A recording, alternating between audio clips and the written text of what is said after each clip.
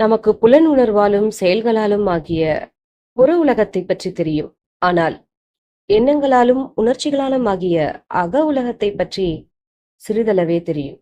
தியானத்தின் அடிப்படை நோக்கம் வாழ்க்கையை பற்றிய விழிப்புணர்வை பெறுவதும் பரீட்சைப்படுத்திக் கொள்வதுமாகும்.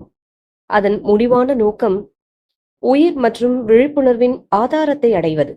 கூடவே தியான பயிற்சி நமக்கு நம் குணாதிசயத்தை அழகாக பாதிக்கிறது. நாம் அறியாதவற்றுக்கு அடிமைகள், நாம் அறிந்தவற்றுக்கு எஜமானர்கள். நமக்குள் உள்ள தீய பழக்கங்களையும் பலவீனங்களையும் நாம் கண்டுபிடித்து அதன் காரணங்களையும் செயல்பாடுகளையும் புரிந்து கொள்கிறோம். அவற்றை தெரிந்து கொள்வதாலேயே அவற்றை வெற்றி கொள்வோம். விழிப்புணர்வற்றதை விழிப்புணர்விற்கு கொண்டு வந்தால் கரைந்துவிடும்.